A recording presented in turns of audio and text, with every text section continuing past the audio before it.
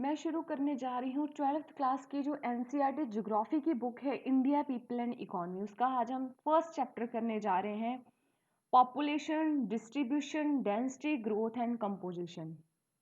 सबसे पहले the India India China के बाद सेकेंड ऐसी कंट्री है जहाँ पे वर्ल्ड की सबसे ज़्यादा पॉपुलेशन पाई जाती है। ठीक है, चाइना अगर पूछा जाए वर्ल्ड की सबसे ज़्यादा पॉपुलेशन कहाँ पे पाई जाती है, वो चाइना में पाई जाती है। तो इंडिया में सेकेंड मोस्ट पॉपुलस कंट्री है आफ्टर चाइना। और इंडिया में कितनी पॉपुलेशन है? 2011 के सेंसस के अकॉर्डिंग 1210 मिलियन।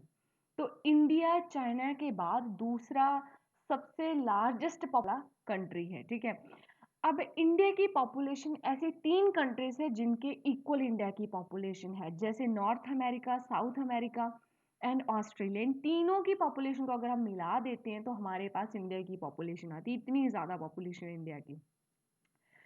अब हम इसमें यहाँ पे देखेंगे census. Census the first population census in India was conducted in 1872, but जो फर्स्ट कंप्लीट सेंसस कंडक्ट किया गया था वो 1881 में किया गया था। वेरी वेरी इंपॉर्टेंट फैक्ट है ये। सेंसस सबसे इंपॉर्टेंट पहले है, सेंसस कितने टाइम बाद होते? 10 सालों के बाद होते। पहला सेंसस 1872 में हुआ था, लेकिन अगर पूछा जाए फर्स्ट कंप्लीट सेंसस कब हुआ था तो 1881 में हुआ था। अब जैसे इस चैप्टर में पहले दिया गया है डिस्ट्रीब्यूशन, डिस्ट्रीब्यूशन पढ़ेंगे कैसे पॉपुलेशन हमारी डिस्ट्रीब्यूट है। इंडिया की सबसे कौन सी वो स्टेट है जहाँ पे सबसे ज़्यादा आबादी है? तो वो है उत्तर प्रदेश, फिर महाराष्ट्र, फिर बिहार, फिर वेस्ट बंगाल। ये बहुत ही इंपॉर्टेंट है। सबसे ज़्यादा जो पॉपुलेशन है इंडिया में वो यूपी में है, फिर महाराष्ट्र में है, फिर बिहार में है, फिर वेस्ट बंगाल में है। ठीक है, ये देखेंगे अगर आप, ये जो है सबसे ज़्यादा जो ये देश है ना, सॉरी ये कंट्री की जो हमारी इंडिया के स्टेट्स हैं वो सबसे ज़्यादा पॉपुलेशन यहाँ पे है। ठीक है, अब अब यहाँ पे देखेंगे जैसे महाराष्ट्र, जैसे मैंने बताया यूपी, महाराष्ट्र, बिहार, वेस्ट बंगाल, आंध्र प्रदेश। आपको पहले चार ही याद रखनी है, इम्पॉर्टेंट है। ठीक है, सारी याद करने की ज़रूरत नहीं है, चार याद कर लेना इतना काफ़ी है। यूपी, महाराष्ट्र, बिहार, वेस्ट बंगाल और आंध्र प्रदेश, पांच होगी। और इसके साथ जो तमिलनाडु, मध्य प्रदेश, राजस्थान, कर्नाटका, गुजरात है, अगर इन सारे स्टेट्स की पॉपुलेशन को मिला देते हैं तो 76% पॉपुलेशन तो यहीं से ही हो जाती है। अब इंडिया की कुछ स्टेट ऐसी भी है जिनमें बिल्कुल कम सी पॉपुलेशन पाई जाती है, जैसे जम्मू कश्मीर, अरुणाचल प्रदेश, उत्तराखंड। ये स्टेट्स बहुत बड़ी है, इनका बहुत लार्ज ज्योग्राफिकल एरिया, मतलब इनका एरिया लैंड बहुत बड़ा है, लेकिन इनमें पॉपुलेशन इतनी ज़्यादा नहीं पाई जाती। अब किस स्टेट में पॉपुलेशन बहुत ज़्यादा पाई जाती है, किसी स्टेट में पॉपुलेशन बहुत कम पाई जाती है, बेसिकली ये तीन फैक्टर्स पे डिपेंड करता है। यहाँ से आपका एक क्वेश्चन निकलता है कि अगर किसी स्टेट में पॉपुलेशन है तो वो किन तीन फैक्टर्स पे डिपेंड करती है। अगर हम ही देखते हैं, हम किस स्टेट में जाना पसंद करेंगे? जहाँ का एरिया क्लाइमेट बहुत अच्छा होगा, एनवायरनमेंट बहुत अच्छा होगा, पानी लैंड बहुत अच्छा, अगर हमें कुछ ग्रो करना आसानी से कर सकते हैं, फर्टाइल लैंड हो, अच्छी लैंड हो, हम उन्हीं एरिया में जाएंगे। तो तीन जो फैक्टर्स है, जैसे physical factor, socio economic factor and historical factor, तीन फैक्टर्स पे डिपेंड करता है कि हमारी पॉपुलेशन, किसी स्टेट की पॉपुलेशन कितनी ज़्यादा होगी। अगर ये तीनों फैक्टर बहुत अच्छे हैं तो वहाँ पे पॉपुलेशन स्टेट में बहुत ज़्यादा होगी। अब पहले फैक्टर की बात करते हैं। पहला फैक्टर है फिजिकल फैक्टर आर कंसर्न्ड। तो मान लो अगर पानी अच्छा है, वहाँ का एनवायरनमेंट बहुत अच्छा है, तो ऑटोमेटिकली वहाँ पे लोग ज़्यादा रहेंगे क्योंकि उनकी जो बेसिक नेसेसिटी है वो पूरी हो रही है। जैसे northern Indian plain, delta deltas और कोस्टल प्लेन है, वहाँ पे पॉपुलेशन बहुत ज़्यादा होती है। अगर हम कंपेयर करें जो हमारे इंटीरियर स्टेट है, जैसे हमारा इंटीरियर डिस्ट्रिक्ट है साउथ के और सेंट्रल इंडिया स्टेट्स के, जो है ना मध्य प्रदेश, वो ये वाला एरिया सेंटर के इंडिया के कंपैरिजन, जो कोस्टल एरिया है, जो समुंदर के आसपास का एरिया, वहाँ पे पॉपुलेशन बहुत ज़्यादा होती है। हिमालय का, जब नॉर्थ की साइड अगर देखते हैं, हिमालय हिमालय क्या है, पहाड़ी एरिया, वहाँ पे पॉपुलेशन बहुत कम मिलती है। वेस्टर्न स्टेट की बात करते हैं, नॉर्दर्न ईस्टर्न स्टेट में यहाँ पे पॉपुलेशन ज़्यादा नहीं मिलती। अब जैसे जैसे देखो इरिगेशन की डेवलपमेंट हुई राजस्थान में, मिनरल और एनर्जी रिसोर्सेज की डेवलपमेंट हुई झारखंड में, ट्रांसपोर्ट आया, अच्छी डेवलपमेंट हुई पेनिनसुलर स्टेट में। तो यहाँ पे क्या हुआ, जो पॉपुलेशन है बहुत ज़्यादा मिलती है, तो मतलब वहाँ से इस एरिया से उनकी जो नीड्स है वो पूरी हो रही हैं, इसीलिए वो लोग वहाँ पे ठहरे हुए हैं। अब जो दूसरा फैक्टर है socio economic and historical factors, अब देखो जहाँ पे अच्छी इंडस्ट्रीज होगी, अर्बनाइजेशन होगा, तो ऑटोमेटिकली लोग वहाँ पे ज़्यादा रहेंगे। Development of transport network, agriculture development, अगर अच्छी एग्रीकल्चर हो रही है, सेटल्ड एग्रीकल्चर है, अच्छा लोग फ़ायदा ले रहे हैं, तो ऑटोमेटिकली लोग वहाँ पे ज़्यादा रहेंगे, वहाँ पे पॉपुलेशन ज़्यादा होगी। अब देखो जैसे अगर हम कुछ सिटीज़ की बात करते हैं, जैसे दिल्ली, मुंबई, कोलकाता, बेंगलुरु, पूना, अहमदाबाद, यहाँ पे क्या है, इंडस्ट्रीज बहुत अच्छी ग्रो कर चुकी है, अर्बेनाइजेशन बहुत अच्छा हो चुका है। तो जो माइग्रेशन है ना इन सिटीज़ में वो सबसे ज़्यादा है, और ये सिटीज़ सबसे पॉपुलस सिटीज़ है, ठीक है। सबसे ज़्यादा पॉपुलेशन मिलती है इन सिटीज़ में। तो पहला हमने क्या देखा कि डिस्ट्रीब्यूशन, डिस्ट्रीब्यूशन कैसे होता है, ठीक है। डिस्ट्रीब्यूशन किन किन स्टेट में सबसे ज़्यादा पॉपुलेशन मिलती है, और अगर वो पॉपुलेशन मिलती है उन स्टेट में, तो कौन कौन से फैक्टर हैं जो इफ़ेक्ट करते हैं लोगों को कि उनको रहने के लिए किस एरिया में रहना है, किस एरिया में नहीं रहना है। सेकंड बात करते हैं density of population. What does, इसका मतलब क्या होता है, ठीक है। डेंसिटी ऑफ पॉपुलेशन का मतलब what does it exactly mean. देखो, अब मैंने जैसे बताया कि यूपी में सबसे ज़्यादा पॉपुलेशन, इंडिया की ऐसी स्टेट है यूपी, यहाँ पे सबसे ज़्यादा आबादी है, लेकिन यूपी की डेंसिटी ज़्यादा नहीं है। अब डेंसिटी का क्या मतलब है, डेंसिटी का मीनिंग ये होता है कि किसी, मान लो एक यूपी ही है, यूपी में अगर हम एक एरिया देखें, वहाँ पे लोग ज़्यादा नहीं है, यूपी बहुत बड़ी स्टेट है, जो लोग हैं वो बहुत दूर दूर रह रहे हैं, कंजस्टेड सा एरिया नहीं है वो। मने कहने को तो देखने को तो है, लेकिन वैसा नहीं है जैसे बाकी स्टेट है। जैसे बिहार की डेंसिटी देखते हैं 1002 है, ठीक है, 1102 है। बंगाल की जो है 129, ये पूछा जा सकता है स्टेट में सबसे ज़्यादा डेंसिटी किसकी है। बिहार की है, फिर वेस्ट बंगाल की है, फिर उत्तर प्रदेश की है, फिर केरला की है, तमिलनाडु की है। इन स्टेट्स की जो डेंसिटी वो बहुत ज़्यादा है। यूपी की डेंसिटी इतनी ज़्यादा तो है, लेकिन इतनी नहीं है कि जितनी बिहार और वेस्ट बंगाल की है। बिहार के सबसे ज़्यादा वेस्ट बंगाल से, वेस्ट बंगाल की बिहार से कम है। अब अगर दिल्ली की बात करें, दिल्ली की तो सबसे ही ज़्यादा है, 11,297 पर्सन पर स्क्वायर किलोमीटर एरिया पे, पर स्क्वायर पर यूनिट एरिया पे रह रहे हैं। तो डेंसिटी का मतलब, एक आप यूपी ही ले लो, यूपी की एक स्टेट है, माना कि पॉपुलेशन यूपी की सबसे ज़्यादा, लेकिन यूपी का एक एरिया उठाओ, उस एरिया में इतने लोग नहीं रहते, नज़दीक नज़दीक ज़्यादा, मतलब बहुत दूर दूर तक फैले हुए हैं। पॉपुलेशन तो है ज़्यादा, लेकिन डेंसिटी इतनी ज़्यादा नहीं है। तो अगर आपसे पूछा जाए किन स्टेट्स हैं इंडिया के जहाँ पे डेंसिटी काफ़ी है, जैसे बिहार, वेस्ट बंगाल, उत्तर प्रदेश, केरला, तमिलनाडु, इनकी डेंसिटी हाई है।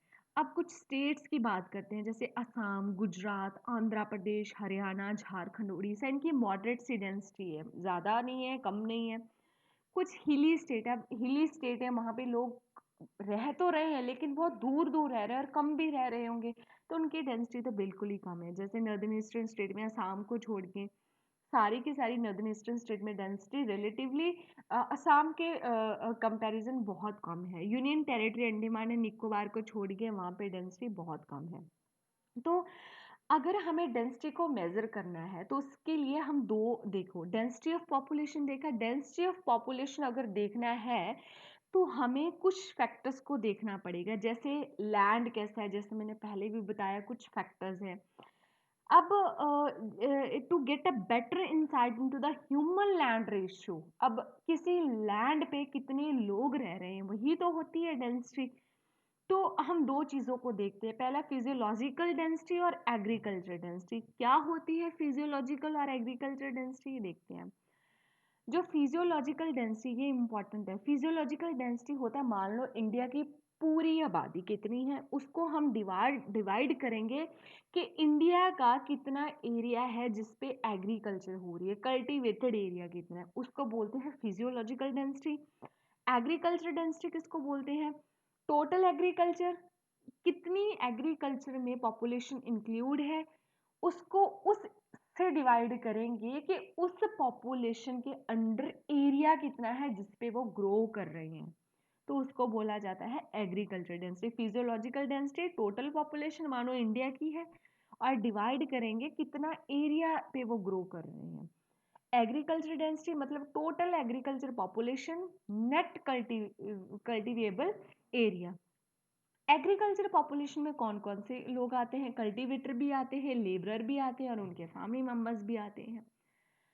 अब ग्रोथ ऑफ पॉपुलेशन, थर्ड चीज मैंने पहले बताया था, डिस्ट्रीब्यूट पॉपुलेशन कैसे इस चैप्टर में ना हम देखेंगे पॉपुलेशन डिस्ट्रीब्यूट कैसे हुई है, किन एरिया में ज़्यादा है, किन एरिया में कम है।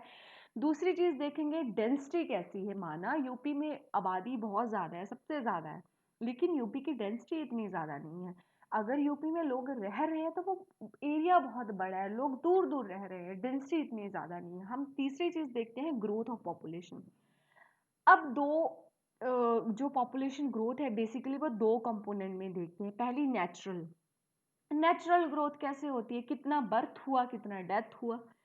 इंड्यूस्ड की बात करें कि कितने लोग ये रहा, कितने लोग कंट्री से बाहर आए, अंदर आए, माइग्रेशन हुई, तो वो सारा हो जाता है इंड्यूस्ड। अब जो पॉपुलेशन की ग्रोथ है ना, उनको हम चार फेजेस में डिवाइड करते हैं, phase first, phase second, phase third and phase fourth. Phase first ये इंपॉर्टेंट है। फेज फर्स्ट जो हमारा था वो 1901 से 1921 में था। इसमें क्या था, जो हमारी पॉपुलेशन थी, हमारे देश की जो आबादी थी, वो एक स्टेगनेंट सी थी, ना ज़्यादा बढ़ रही थी ना ज़्यादा कम थी। मतलब मानो जैसे 100 पे एक मान के चल रहे, 100 पे आबादी है तो 100 101 होगी, 102, मतलब स्टेगनेंट सी थी, ना ज़्यादा चेंजेस नहीं आ रहे थे, स्टेशनरी थी, ना तो कोई चेंजेस आ ही नहीं रहे थे वैसे तो क्यों नहीं आ रहे थे? अब जितने लोग जन्म ले रहे थे, अब यहाँ पे क्या था, बर्थ रेट अगर ज़्यादा था तो डेथ रेट भी बहुत ज़्यादा था। क्यों ऐसा क्यों था, डेथ रेट क्यों ज़्यादा था?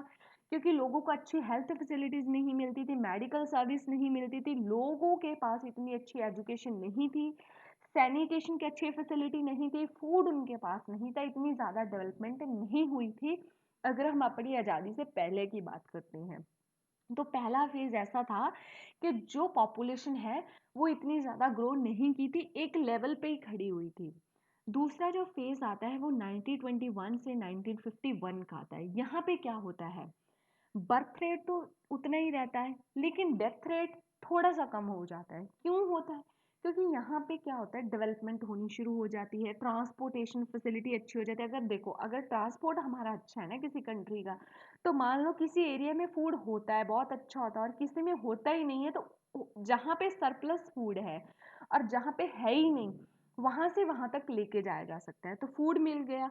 जो डेथ रेट था वो बिल्कुल कम हो चुका था, बिल्कुल कम नहीं मतलब पहले फेज के मुकाबले कम हो चुका था, हेल्थ फैसिलिटी अच्छी मिलने लगी थी, कम्युनिकेशन इम्प्रूव हो चुका था, फूड डिस्ट्रीब्यूट होना शुरू हो गया था। तो बर्थ रेट तो वही रहा लेकिन डेथ रेट थोड़ा सा कम हो चुका था, तो थोड़ी सी पॉपुलेशन बढ़ी, पॉपुलेशन की थोड़ी सी ग्रोथ हुई। जो थर्ड फेज था 1951 से 81 तक, इस फेज को माना जाता है कि पॉपुलेशन एक्सप्लोजन हुआ, इतनी पॉपुलेशन बढ़ चुकी थी। क्यों बढ़ी? डेवलपमेंट पहला इसका मेन कंपोनेंट। अगर आप इसको पढ़ोगे पैराग्राफ को, तो यहाँ पे आपको पता चलेगा कि प्लानिंग प्रोसेस बहुत अच्छा था, सेंट्रलाइज्ड प्लानिंग प्रोसेस, डेवलपमेंट हो चुकी थी, ट्रांसपोर्ट अच्छा था, लोगों को सैनिटेशन फैसिलिटी मिलनी शुरू हो गई थी। तो इस फेज में बर्थ रेट तो उतना ही रहा, बढ़ता जा रहा था, लेकिन जो डेथ रेट था वो तो बिल्कुल ही कम हो चुका था। तो एक तो ये कारण था। दूसरा कारण था कि जो लोग थे बांग्लादेश से, तिब्बतियन से, नेपाल से, पाकिस्तान से, वो इंडिया में माइग्रेट करना शुरू हो गए थे। 1981 में जो बर्थ रेट है थोड़ा सा कम हो चुका था, डेथ रेट भी कम हुआ, बर्थ रेट भी कम हो चुका था। देखिए, अब ऐसा नहीं है कि बर्थ रेट बिल्कुल, बर्थ रेट में ग्रोथ तो हुई, मानो पहले 100 लोग जन्म ले रहे हैं तो अब वो 102 पे पहुंच चुके हैं। लेकिन जो पहले फेजेस थे जहाँ पे बर्थ रेट 20-30 के अकॉर्डिंग बढ़ता था, तो वो 2-4 के अकॉर्डिंग ही बढ़ रहा था। ग्रोथ तो हो रही थी, लेकिन पहले तीनों फेजेस के अकॉर्डिंग बहुत कम हो रही थी। तो ये कारण था कि एजुकेशन बढ़ चुकी थी, विमेन को एजुकेशन दी जाने लगी, तो ये भी एक कारण माना जाता है। अब एक वर्ल्ड डेवलपमेंट रिपोर्ट आई है, उन्होंने ये एक अंदाजा लगाया है कि 2025 तक इंडिया की जो पॉपुलेशन होगी वो 1350 मिलियन होगी। ये आपको याद रखना है। जो हमारी 2011 सेंसस के अकॉर्डिंग कितनी थी वो भी याद रखना है, और अब की कितनी है वो भी याद रखना है। अब regional variation in population growth. Regional variation मतलब हम किसी स्टेट की बात करते हैं। पहले हम जो सेंसस 1991 से 2001 का लेते हैं, उसके अकॉर्डिंग देखते हैं कि हमारे इंडिया के स्टेट में कौन कौन सी किस किस स्टेट में कैसी कैसी पॉपुलेशन थी। अब देखो द स्टेट जो केरला, कर्नाटका, तमिलनाडु, आंध्र प्रदेश, उड़ीसा और पुडुचेरी और गोवा, ये सारी की सारी साउथ स्टेट्स है। यहाँ पे जो ग्रोथ हुई थी वो बहुत कम हुई थी, लो रेट ऑफ ग्रोथ, जो 20% से ज़्यादा नहीं था। केरला में सबसे कम ग्रोथ हुई थी, बर्थ की 9.4। और जो ओनली यही देखो, अब इन स्टेट्स को याद रखने का तरीका क्या है? केरला, कर्नाटका, तमिलनाडु, अगर पर मैप देखोगी ना, तो ये स्टेट सारी की सारी सदर्न स्टेट है, बहुत आसानी से याद हो सकती है। केरला, कर्नाटका, तमिलनाडु, आंध्र प्रदेश, उड़ीसा, पुडुचेरी एंड गोवा। केरला में सबसे कम हुई थी 20%, 9.4 ओवरऑल, जिनकी 20% से ज़्यादा नहीं थी। अब जो नॉर्थ स्टेट है, जो ये सारी की सारी नॉर्थ स्टेट हैं, उनकी साउथ स्टेट्स के कंपैरिजन काफ़ी ज़्यादा ग्रोथ हुई थी, जो 20 से 25% रही थी। तो ये जो हमने पूरी की पूरी इंडिया की स्टेट देखी, साउथ और नॉर्थ ईस्ट जो भी देखी, बाकी की सारी स्टेट्स, हमने नॉर्थ को साउथ से कंपेयर किया। किस सेंसस के अकॉर्डिंग? 1991 से 2001। अगर हम 2001 2011 की बात करते हैं, तो जो पहले की स्टेट थी जिन्होंने काफ़ी ग्रोथ शो की थी, उन्होंने अब कम ग्रोथ शो की। जैसे उत्तर प्रदेश, महाराष्ट्र, बिहार, वेस्ट बंगाल, आंध्र प्रदेश, ये ऐसे स्टेट्स हैं जो इंडिया के लगभग 70% की आबादी को कवर करता है। तो उन्होंने जो उनकी आबादी थी वो जो पहले के जो पहले का सेंसस था, पहले की परसेंटेज थी, उसके मुकाबले अब वो कम हो रही थी। तो जैसे आंध्र प्रदेश उन्हें उसने तो बिल्कुल ही कम ग्रोथ शो की, जैसे 3.5%। जो महाराष्ट्र, उन्होंने बहुत शो की थी 6.7%। अब जो साउथ स्टेट्स थी ना, जिन्होंने पहले बहुत कम ग्रोथ शो की थी, पॉपुलेशन ग्रोथ, अब उन्होंने जो ग्रोथ शो की थी, तमिलनाडु ने 3.9%, पुडुचेरी ने 7.1%, मतलब उन्होंने 1991 और 2001 का कंपैरिजन थोड़ी सी ज़्यादा ग्रोथ शो की थी। तो ये आपको याद रखना है। अब एक इम्पॉर्टेंट जो पॉपुलेशन ग्रोथ का एस्पेक्ट्स होता है ना, वो हमारी यूथ ही होती है, हमारे अडोलसेंट होते हैं, हमारी यूथ होती है जो 10 से 19 के एज के बीच की होती है। तो उनकी ग्रोथ जो हुई थी वो 20% से 2011 के अकॉर्डिंग, जिसमें मेल थे 52% और फीमेल थी 47%। अभी इंडिया के लिए बहुत अच्छी बात है कि इतने मेल इतनी फीमेल वो यंग है। अगर कोई हमारे इंडिया की पॉपुलेशन यंग है ना, उसके पास एक अच्छी कैपेबिलिटी है, को इंडिया को डेवलप कर पाएंगे। लेकिन साथ ही साथ अगर वो एक डेवलपमेंट लेके आते हैं तो उनको गाइड करना बहुत ज़रूरी होता है। अगर उनको अच्छे तरीके से गाइड नहीं किया जाता तो वो एक अलग गलत डायरेक्शन पे चले जाते हैं, ठीक है। तो इंडिया के सामने ये भी एक बहुत बड़ा चैलेंज था कि अगर वो लोग अगर हमारे पास इतनी यूथ है, उसके पास पोटेंशियल है, तो हमें उस यूथ को एक सही डायरेक्शन में भी लेके जाना होता है। तो इसके लिए जो हमारी गवर्नमेंट थी, उन्होंने नेशनल यूथ पॉलिसी 2014 लॉन्च की थी। ये डेवलपमेंट के लिए थे, यूथ की डेवलपमेंट के लिए थी, ठीक है। और नेशनल यूथ पॉलिसी 2014 में स्टार्ट हुई थी। इसके अंडर यंग किसको माना गया था? जो 15 से 29 एज ग्रुप के लोग हैं, उनको यंग बोला गया था, ठीक है। तो इनका डेवलपमेंट किया गया, इनको स्किल प्रोवाइड की गई। उन लोगों को उस गवर्नमेंट को ये था कि अगर हमारे पास इतनी यूथ है, उनके पास कुछ करने की कैपेबिलिटी है, तो हमें उस कैपेबिलिटी को एक अच्छी डायरेक्शन, उस एनर्जी को, देखो एनर्जी नेगेटिव साइड भी यूज़ की जाती है, पॉजिटिव साइड भी, तो उस एनर्जी को पॉजिटिव साइड कैसे यूज़ करना है, इसलिए नेशनल पॉलिसी लेके आएगी स्किल डेवलपमेंट के लिए, एंटरप्रेन्योरशिप के लिए इन 2015 में, to provide an umbrella framework to skilling activity being carried out within a country and इसके लिए जो उनकी डेवलपमेंट हो सके, अच्छे से वो अपनी एनर्जी को यूटिलाइज कर सकें। अब पॉपुलेशन कंपोजिशन, अब देखो अगर आपको अपनी कंट्री में पॉपुलेशन का पता करना है तो आप आराम से कर सकते हो। अगर आप देखोगे रूरल में इतने रह रहे हैं, अर्बन में इतने इतने रह रहे हैं, लिंग्विस्टिक माइनॉरिटी इतनी है, रिलीजियस माइनॉरिटी इतनी है, तो आप आराम से जो पॉपुलेशन है, हमारी पॉपुलेशन ज्योग्राफी के बारे में हम आराम से पता कर सकते हैं। तो पॉपुलेशन कंपोजिशन की काफ़ी सारी फील्ड है, age, marital status, literacy, education, इसमें से हम 3-4 फैक्टर देखेंगे। जैसे पहले रूरल और अर्बन कंपोजिशन। अगर रूरल और अर्बन कंपोजिशन की बात करते हैं, ये सबसे इम्पॉर्टेंट कंपोनेंट होता है पॉपुलेशन कंपोजिशन का। अगर हमें ये पता चल जाता है इतनी आबादी रूरल में रह रही है, अर्बन में इतनी थी, इतनी हो चुकी है, तो हम अंदाज़ा लगा सकते हैं अपनी पॉपुलेशन ज्योग्राफी के बारे में। अब 2011 के सेंसस के अकॉर्डिंग जो 68% हमारी पॉपुलेशन है वो विलेजेस में रह रही है, ठीक है, 2011 के सेंसस के अकॉर्डिंग, ठीक है। और अब अब देखो कुछ विलेज ऐसे होते हैं जिसमें पॉपुलेशन बहुत ज़्यादा होती है, कुछ विलेज ऐसे होते हैं जिसमें पॉपुलेशन बहुत कम होती है। जैसे बिहार, सिक्किम, इसमें रूरल पॉपुलेशन बहुत ज़्यादा है। The state of Goa and Maharashtra, उनमें have only little over half of their total population residing in a village. अब यूनियन टेरिटरी, जैसे union territories on the other hand have a smaller population proportion of rural population. जैसे Dadra and Nagar Haveli को छोड़ दें, जहाँ पे 53% जो पॉपुलेशन रूरल एरिया में रह रही हैं, तो बाकी के जो यूनियन टेरिटरीज है, दिल्ली, पौडोचेरी, बाकी के जो भी दमन दीव, नगर, दादरा एंड नगर हवेली को छोड़ के जहाँ पे 53% है, ये क्वेश्चन पूछा जा सकता है कि किस यूनियन टेरिटरी में जो रूरल पॉपुलेशन बहुत कम है, तो किसको छोड़ के बाकी में कम है, तो ददर नागर हवेली में बहुत कम है। अब जो साइज है ना विलेजेस का, वो वेरी करता है, किसी विलेज में 200% रह रहे हैं, किसी में बहुत ज़्यादा। अब जो 200 रह रहे हैं, जैसे नॉर्दर्न ईस्टर्न स्टेट है और वेस्टर्न राजस्थान है, रन ऑफ कच्छ है, और कुछ ऐसी स्टेट्स है जैसे केरला, महाराष्ट्र, जहाँ पे 17,000 लोग रह रहे हैं एक ही विलेज में।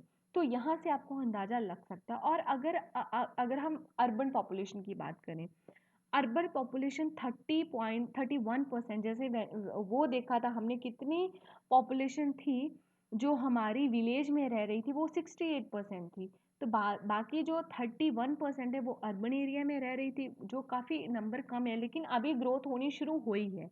ये 2011 के सेंसस के अकॉर्डिंग है। अभी जो ग्रोथ रेट है अर्बन पॉपुलेशन का, वो ग्रो होना शुरू हुआ है, वहाँ पे डेवलपमेंट हुई है, हेल्थ की डेवलपमेंट हुई है, हाइजीनिक कंडीशन की डेवलपमेंट हुई है। तो इन डेवलपमेंट के कारण जो लोग हैं वो अट्रैक्ट होना शुरू हो चुके हैं अर्बन साइड में, तो अर्बन में जो ग्रोथ रेट है वो बढ़ रहा है। Urban rural migration is conspicuous in the case of urban. देखो जहाँ पे रोड अच्छा होगा, इंडस्ट्रीज होगी, तो वहाँ पे लोग जाएंगे। जैसे नॉर्दर्न इंडियन प्लेन है, industrial area like Calcutta, Mumbai, Bengaluru, मसूर, अहमदाबाद, सूरत, दिल्ली, इन से ये आप स्टेट पढ़ लेना। मतलब एक दो स्टेट आपको वैसे ध्यान में रखनी है कि जो स्टेट्स हैं जहाँ पे डेवलपमेंट अच्छी है, हेल्थ कंडीशंस अच्छी हैं, वहाँ पे लोग ऑटोमेटिकली अट्रैक्ट होंगे। तो लो जो एरिया अच्छा ही नहीं है, जैसे जहाँ पे कम डेवलपमेंट हुई है, जो फ्लड प्रोन एरिया, अगर वहाँ पे फ्लड आ रहा है, ड्रॉट आ रहा है, तो लोग वहाँ पे जो पॉपुलेशन होगी बहुत कम होगी। लिंग्विस्टिक कंपोजिशन की बात करते हैं, जो इंडिया है वो एक लिंग्विस्टिक डाइवर्सिटी की लैंड है, और इंडिया में 22 शेड्यूल लैंग्वेज है और नॉन शेड्यूल लैंग्वेज भी हैं। और जो शेड्यूल लैंग्वेज में अगर बात करें, 22 हमारी शेड्यूल लैंग्वेज है। 22 शेड्यूल लैंग्वेज में से हिंदी सबसे ज़्यादा लोग बोलते हैं और सबसे जो कम बोलते हैं संस्कृत, बोडो और मणिपुरी। लिंग्विस्टिक क्लासिफिकेशन हमने देख लिया। रिलीजियस कंपोजिशन देखते हैं, रिलीजियस कंपोजिशन अगर देखें तो एक अगर आपको पॉपुलेशन के बारे में पता करना है तो आपको रिलीजन एक बहुत अच्छा कंपोनेंट है।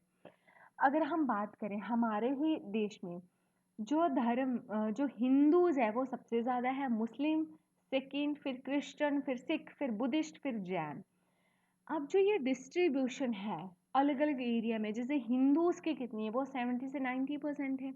जैसे हमारे अगर हिंदू जो लोग रह रहे हैं, हिंदू धर्म के लोग हैं, वो इंडो बांग्लादेश बॉर्डर को छोड़ के, इंडो पाकिस्तान बॉर्डर को छोड़ के, जम्मू कश्मीर को छोड़ के, नॉर्दर्न ईस्टर्न स्टेट को छोड़ के बाकी सारे एरिया में रह रहे हैं, गंगा प्लेन को छोड़ के यहाँ पे मुस्लिम लोग रह रहे हैं, और इन एरिया को छोड़ के या मुस्लिम या कोई और ट्राइब रह रही हैं। लेकिन हिंदू जो है इन एरिया को छोड़ के 70 से 90% हिंदू ही पाए जाते हैं, मुस्लिम। अब कौन सी इंडिया में माइनॉरिटी, लार्जेस्ट माइनॉरिटी है वो मुस्लिम ही है। जम्मू कश्मीर में रह रहे हैं, वेस्ट बंगाल, केरला में, 2-3 स्टेट याद कर लेना, और जो कश्मीर वैली है वहाँ पे, और वेस्ट बंगाल, उत्तर प्रदेश, ये आप 2-3 स्टेट याद कर लेना जो भी आसान लगती है। ये याद रखना कि सबसे ज़्यादा हिंदू, मुस्लिम, क्रिश्चियन, सिख, बुद्धिस्ट है, जैन। अप टू दिस, अब तो जैन तक आपको ध्यान में रखना है। क्रिश्चियन, अब जो ये रूरल एरिया में ज़्यादा रहते हैं, जैसे आपका गोवा, केरला, मेघालय, मिजोरम, नागालैंड, छोटा Nagpur area and hill of Manipur, यहाँ पे सिख जो है बहुत कम है, जैसे पंजाब, हरियाणा, दिल्ली में ही है। जैन और बुद्धिस्ट जो है वो जैसे राजस्थान, गुजरात, महाराष्ट्र, और बुद्धिस्ट जो है महाराष्ट्र में सबसे ज़्यादा है। और जो बुद्धिस्ट का और एरिया है वो Sikkim, Arunachal Pradesh, Ladakh, in Jammu and Kashmir, Tripura, Lahaul, and इन 2-3 एरिया को आपको ध्यान में रखना है। अब वर्किंग पॉपुलेशन की बात करते हैं। वर्किंग पॉपुलेशन को हम 3 में डिवाइड करते हैं। पहली होती है जो हमारी मेन वर्किंग पॉपुलेशन होती है, मार्जिनल होती है, और एक नॉन वर्कर। नॉन वर्कर तो समझ ही गए होंगे, जो कोई काम नहीं मिला है, जो अनएम्प्लॉयड है। और मार्जिनल और मेन वर्कर क्या होते हैं? मेन वर्कर बोलते हैं वो लोग जो 6 महीने तक कम से कम काम करते ही करते एक साल में। मार्जिनल वो जो लोग 6 महीने से कम काम करते हैं, उनको मार्जिनल वर्कर बोला जाता है। तो फिर मेन और मार्जिनल वर्कर ही हुए जो एम्प्लॉयड है, तो उनकी जो परसेंटेज वो 39% है। देखो कितनी बड़ी रेशो जो हमारी है, अनएम्प्लॉयड है, अंडर एम्प्लॉयड है, 60%। 60%, ओनली 39% है जो मेन वर्कर और मार्जिनल वर्कर है जो काम करते हैं, जिनको काम मिला हुआ है। तो जो वर्क पार्टिसिपेशन रेट क्या है, जैसे 39%, जो वर्क पार्टिसिपेशन रेट है ना वो वेरी करता है। जैसे गोवा में 39% है, दमन दीव में 49% है। अब जैसे लार्ज परसेंटेज ऑफ वर्कर कहाँ पे सबसे ज़्यादा वर्कर मिलते हैं? हिमाचल प्रदेश, सिक्किम, छत्तीसगढ़, आंध्र प्रदेश, कर्नाटका, इन एरियाज में, दादर नगर हवेली, दमन दीव, यहाँ पे पार्टिसिपेशन रेट काफ़ी अच्छा है। अब देखो किसी एरिया में अगर इकोनॉमी की डेवलपमेंट बहुत कम हुई है तो वहाँ पे पार्टिसिपेशन रेट बहुत ज़्यादा होगा, क्योंकि वहाँ पे एक्टिविटीज़ चलती ही रहती है डेवलपमेंट के लिए, तो वहाँ पे वर्कर इंडल्ज ही रहते हैं इन एक्टिविटीज़ में। तो अब अगर आप एग्रीकल्चर में देखोगे 51% की जो आबादी है वो एग्रीकल्चर में इंक्लूडेड है, और 3.8% है जो हाउस होल्ड इंडस्ट्रीज़ में, और 41.6% है जो नॉन हाउस होल्ड इंडस्ट्रीज़ में है, जैसे trade, commerce, construction, repair and other services में इंक्लूडेड है। तो आप ये देख सकते हो। अब promoting gender sensitivity through Beti Bachao Beti Padhao social campaign. अब देखो जैसे मेल, फीमेल, ट्रांसजेंडर, इनमें डिफरेंसेस तो नेचुरल और बायोलॉजिकल ही है ना। तो सोसाइटी ने इन डिविजन्स को, इन जो चेंजेस, अब डिविजन्स नहीं बोल सकते हम, ये चेंजेस जो है इनको इतना रिजिड कर दिया है। तो जो ये बायोलॉजिकल डिफरेंसेस थे उन्होंने इनको सोशल डिफरेंसेस बना के रख दिया है। और जैसे अगर हम लड़कियों की बात करें तो उन्होंने इन कैटेगरीज को काफ़ी पीछे छोड़ दिया, इनके डेवलपमेंट को काफ़ी पीछे छोड़ दिया। हालांकि गवर्नमेंट इनके डेवलपमेंट के लिए बहुत अच्छे इनिशिएटिव ले रही है, और अब उनकी जो कंडीशन में इम्प्रूवमेंट भी बहुत अच्छी हुई है। तो जैसे अगर हम देखें, ये एक आपको मेन क्वेश्चन पूछा गया था यूपीएससी में, इफ डेवलपमेंट इज एंजेंडर्ड, ठीक है, is not engendered, it is endangered. ये आपको स्टेटमेंट पूछी गई थी यूपीएससी में, ऐसे में पूछी गई थी। आई डोंट नो 2017 और 18 में पूछी गई थी, लेकिन पूछी गई थी ऐसे में कि आपको इसको एक्सप्लेन करना है। तो उन्होंने बोला था कि अगर आप जेंडर में डिस्क्रिमिनेशन कर रहे हो ना, तो आप इंसानियत के अगेंस्ट हो, ह्यूमैनिटी के अगेंस्ट हो। तो गवर्नमेंट ने बहुत अच्छे इनिशिएटिव लिए हैं लड़कियों को आगे बढ़ाने के लिए, जैसे बेटी बचाओ बेटी पढ़ाओ, बहुत अच्छा इनिशिएटिव है। अब जो फीमेल है वो सबसे ज़्यादा किस सेक्टर में इंडल्ज होती है? प्राइमरी में। तो अब जो फीमेल का पार्टिसिपेशन है वो प्राइमरी सेक्टर में सबसे ज़्यादा, लेकिन कुछ रीसेंट ईयर की बात करें तो जो ये पार्टिसिपेशन है वो सेकेंडरी और टर्शियरी सेक्टर में बढ़ रहा है। तो ये आप देख सकते हो। अब जो एग्रीकल्चर सेक्टर पे जो 2001 के अकॉर्डिंग पॉपुलेशन 58% डिपेंड करती थी, वो 54% हो चुका है। मतलब एग्रीकल्चर का एरिया धीरे धीरे जो डिपेंडेंस है एग्रीकल्चर पे वो कम हो रही है, लोग सेक्टर सेकेंडरी और टर्शियरी सेक्टर में आ रहे हैं। तो जो फार्म पे डिपेंडेंस थी वो अब नॉन फार्म पे बढ़ती जा रही है। अब ये वेरिएशन क्यों? जैसे हिमाचल प्रदेश है, नागालैंड है, वहाँ पे कल्टीवेट कर ज़्यादातर जो लोग हैं वो कल्टीवेटर है। जो बिहार, आंध्र प्रदेश, छत्तीसगढ़, उड़ीसा, यहाँ पे जो लोग हैं वो एग्रीकल्चर लेबरर ज़्यादा है। अब कुछ ऐसे एरिया जो जैसे अब चंडीगढ़ है, दिल्ली है, यहाँ पे एजुकेशन की फैसिलिटी बहुत अच्छी है, तो यहाँ पे जो लोग एंगेज है वो सर्विस सेक्टर में है। तो मतलब उन एरिया की कंडीशन पे डिपेंड करता है कि लोग वहाँ एग्रीकल्चर कर रहे हैं, एग्रीकल्चर की कंडीशन अच्छी है तो वो एग्रीकल्चर में इंक्लूडेड है। अगर कोई एरिया काफ़ी ज़्यादा डेवलप हो चुका है तो वहाँ पे लोग एज अ लेबरर काम कर रहे हैं, इंडस्ट्रीज में काम कर रहे हैं, या कुछ और अच्छे अच्छे काम कर रहे हैं। और अगर जैसे दिल्ली, चंडीगढ़, पुडुचेरी, इनमें एजुकेशन बहुत अच्छी है तो लोग सर्विस सेक्टर में इंक्लूडेड है। तो अगर अगर हम देख सकते हैं कि अगर अर्बेनाइजेशन, इंडस्ट्रियलाइजेशन किसी एरिया में है तो वो डिपेंड करता है कि लोग फार्म सेक्टर पे डिपेंड होंगे या नॉन फार्म सेक्टर पे डिपेंड होंगे। तो this is all about the chapter first. अब हम करेंगे सेकंड चैप्टर। अगर आपको ये लेक्चर अच्छा लगा प्लीज़ लाइक करना, सब्सक्राइब करना एंड शेयर करना। Thank you.